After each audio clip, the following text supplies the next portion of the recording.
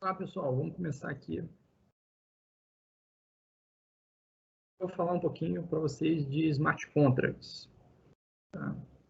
Então, eu vou começar falando dos elementos dos smart contracts e a gente vai fazer também uma pequena introdução prática aos smart contracts usando o Remix IDE. Tá? Então, a gente vai pegar alguns exemplos e rodar, tá? Vai compilar, fazer o deploy, rodar os smart contracts para a gente começar a entender como é que eles funcionam no Ethereum. Então, falando um pouquinho do histórico dos smart contracts, né? Apesar do blockchain, né, ser uma coisa nova, né, se bem que, se é que a gente pode chamar de novo, né, uma coisa que está aí com quase 10 anos, o conceito ele é um pouquinho mais antigo, né, então ele tem 20 anos, né, esse conceito de smart contract, ele surgiu aqui, ó, nesse artigo do Nick Szabo, e que data de 96, né, então, assim, tem mais do que 20 anos, né? E no contexto de blockchain, né, ele é um código executável na blockchain que é destinado aí a facilitar, verificar, validar e cumprir digitalmente as regras e regulamentos de um aplicativo, né? Originalmente, né, o artigo ele fala aqui de você fazer transações inteligentes, né? Você fazer coisas que são contratos como se fossem contratos jurídicos, né? Que são autoexecutáveis. Tá? Dado que alguma coisa, uma pré-condição acontece, esse contrato é executado, né? E a implementação efetivamente só veio acontecer aqui e ser adotada na prática, né, usando o blockchain. Então, a gente tem regras, né, de um aplicativo, né, a gente tem regras de um sistema aí descentralizado e os smart contracts, eles codificam essas regras, né?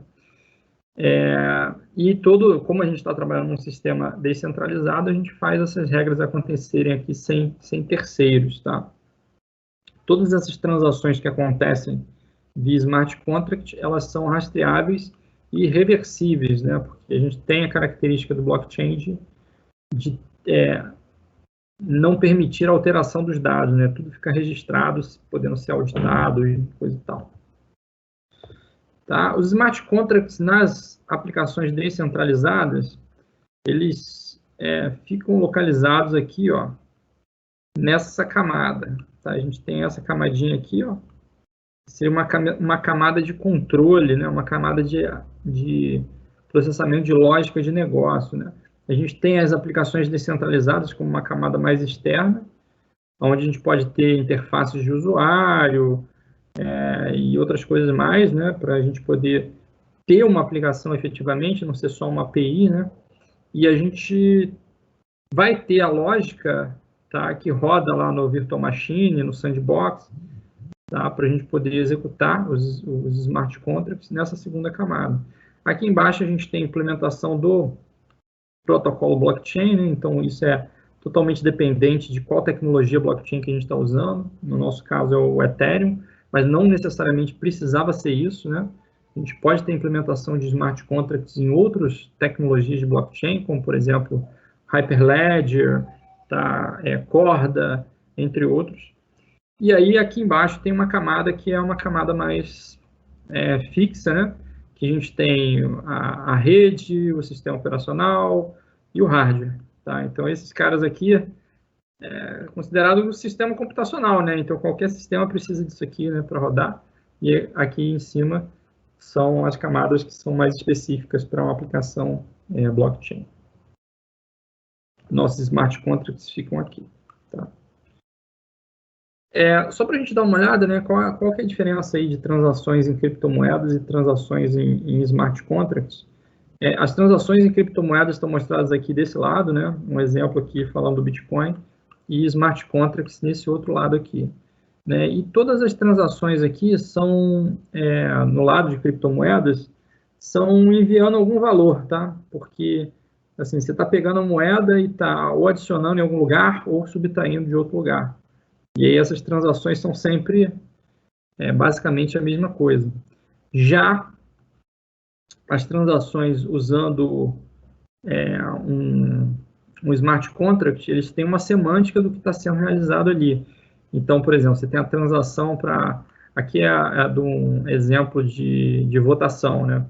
Então, do smart contract de votação. Você tem validar aquele voto, aí se o voto for válido, efetivamente transacionar aquele voto, depois contar os votos e, por último, você declarar quem é o vencedor.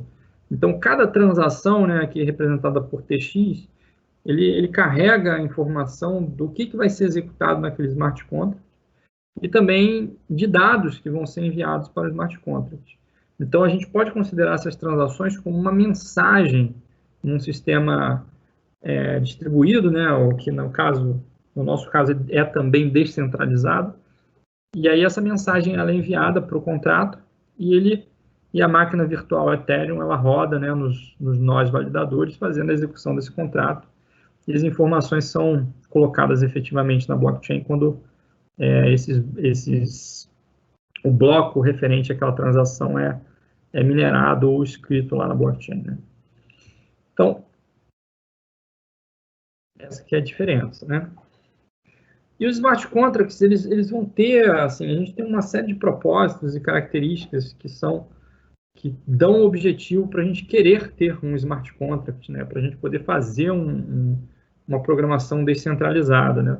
Então, primeiro, ele representa a camada de lógica de negócio, né? Para fazer a verificação e validação das condições específicas de cada aplicativo. Então, se eu estou fazendo uma votação descentralizada, né, as informações desse smart contract elas são referentes a esse aplicativo, né?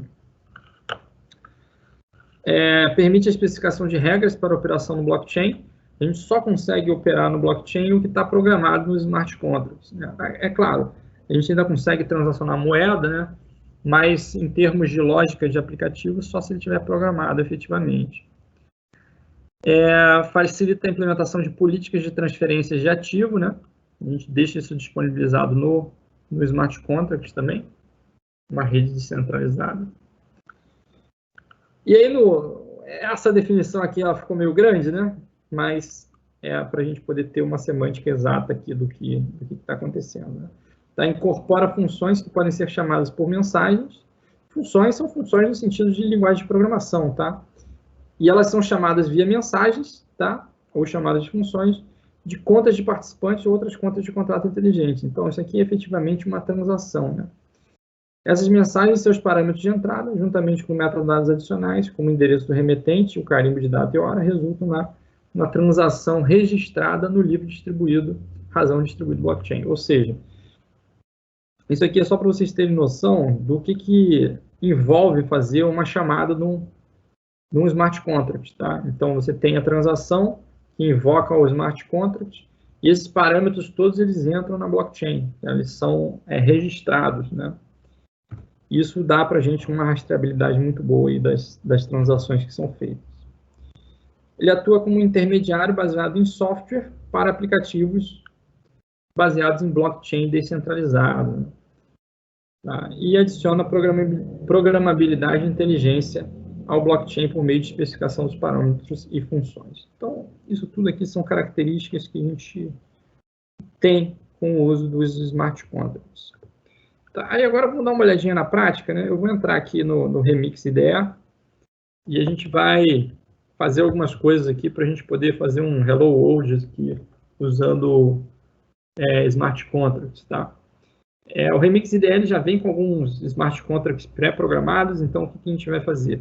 Vamos entrar lá, pegar um Smart Contract, compilar ele, implantar ele numa virtual machine local, tá? Dentro do próprio browser, executar o Smart Contract, tá? Tudo utilizando lá o Remix IDE. Então, vamos começar com esse cara aqui, ó, storage.solidity, e depois a gente vai usar o simple storage. Então, só para a gente ver dois smart contracts aqui. Então, vamos lá, né? Deixa eu sair aqui. Vou clicar aqui no link.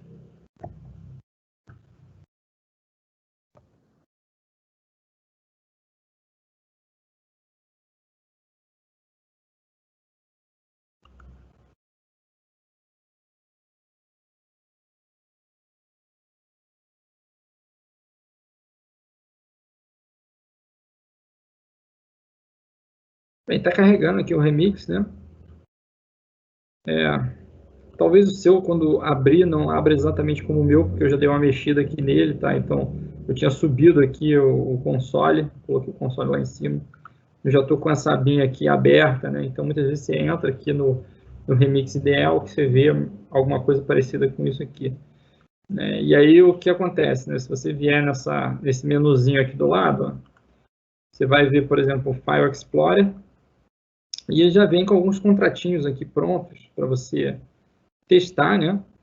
E esse aqui eu adicionei, tá? Depois eu deixo disponível para vocês o código desse smart contract. Se eu não me engano, na aula passada já tinha lá alguma coisa, ou na aula retrasada. Tá? Vamos entrar, ó. Vou pegar esse primeiro cara aqui, chama Storage, tá? Esse smart contract aqui, ele é para guardar um número, né? Então, o que a gente tem, né? Tem um Pragma Solidity aqui dizendo a versão que está sendo utilizado dele. Tem aqui dizendo contract, qual é o nome do contrato. Tem um elemento de dado aqui que é um número grande, tá? 256 bits, inteiro, sem sinal. E tem duas funções aqui, ó. Uma função que é store, que é basicamente pegar um número e guardar nesse atributo. E uma função retrieve, que é pegar o número, tá? E retornar ele. Tá? Pegar o atributo e retornar ele. Então, basicamente, ele guarda um número. Porque o objetivo, a gente poderia querer ter um número inteiro descentralizado, né? Para a gente poder contar alguma coisa. Por exemplo, a gente poderia contar a população mundial com esse número. Tá? Então, a cada país, se fosse lá e atualizasse sempre que nascesse uma pessoa, a gente poderia ter uma contagem descentralizada e baseada num blockchain. Né? Vamos lá, e o que a gente faz com isso, né? Você tem um código-fonte aqui já pré-pronto, né? E hoje eu só vou mostrar aqui como a gente roda, né? Então, para a gente rodar tem alguns passos, né? Então, tem outras abinhas aqui, ó, no menu. A gente entra, o primeiro passo aqui é compilar, né? Então, ele tem um Solidity Compiler, ele já vem com uma versão aqui pré-instalada, ou pré-selecionada, né? Para a gente poder usar. Mas se você precisar de outra, você pode selecionar aqui. Qual é a linguagem que você está usando, tá? E entre outras coisas mais, algumas opções. Você vem aqui clicar em Compile, tá? Compile, se ele ocorrer tudo bem, ele não vai te dar nenhum erro aí e vai compilar o teu código. Tá? Tem um console aqui embaixo, vocês podem ir acompanhando as coisas no console também. Eu acho que a compilação aqui não saiu nada no console. Mas a partir, ó, ele botou um checkzinho verde aqui, dizendo Compilation Successful. Tá? Então, compilou direitinho. Vamos em frente, ó. Depois você tem o que? Deploy and Run Transactions, tá? Essa abinha aqui.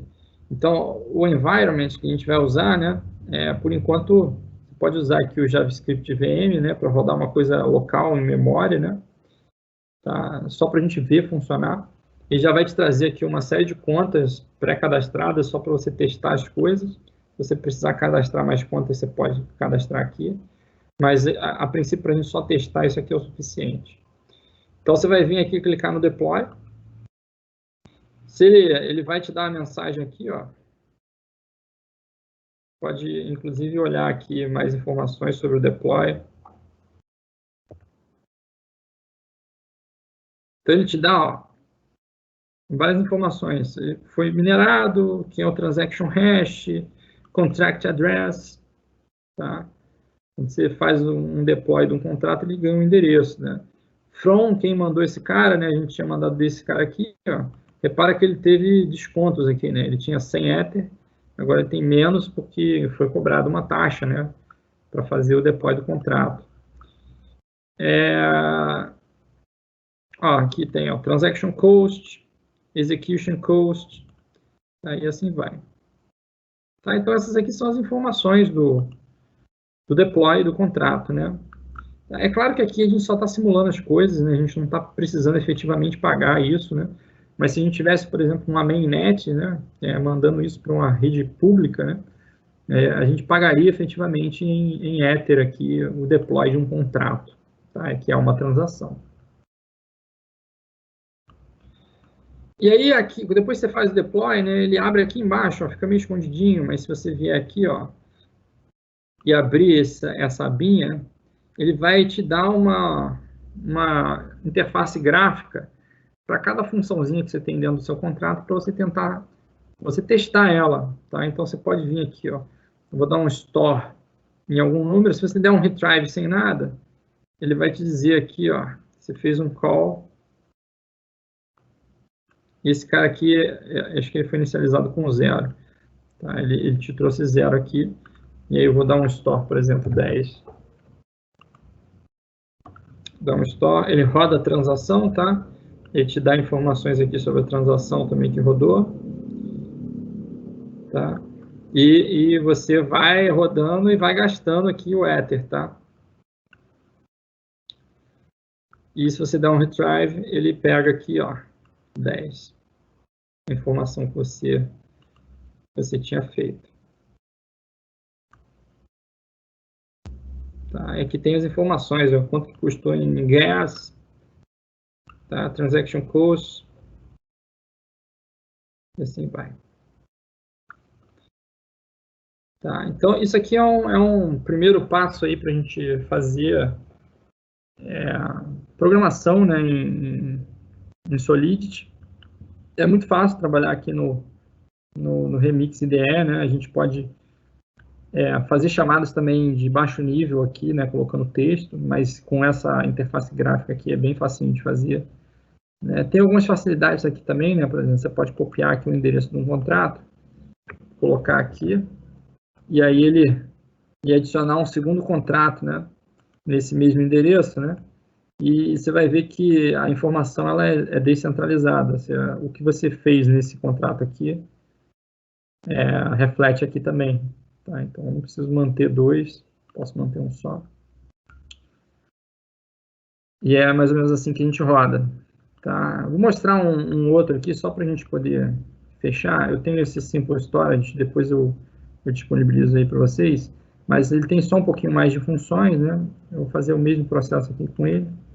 Ele tem um dado também que é um inteiro, mas ele tem aqui, além do set e get, né, tem um incremente e decremente by um número, né, que ele faz aqui uma operação de somar ou subtrair.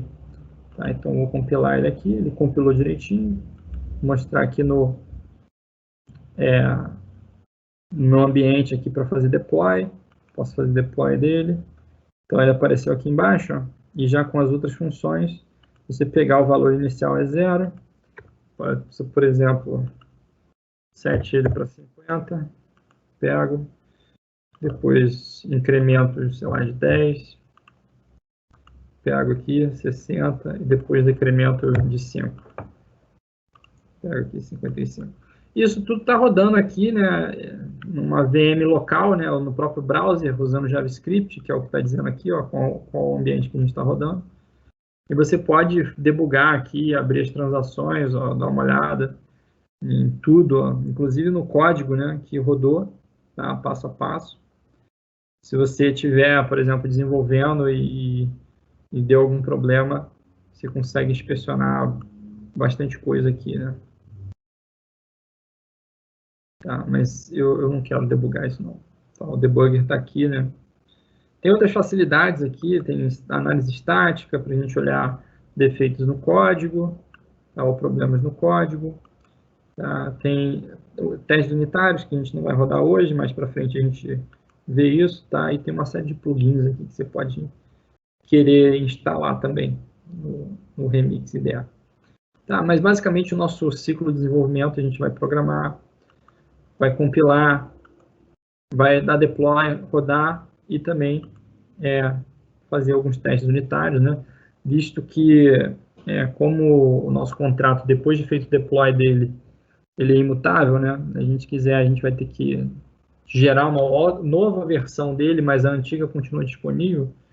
É bom a gente ter as coisas bem feitas, né? A gente não fazer deploy de coisas com problema, e aí fazer o teste unitário é importante também.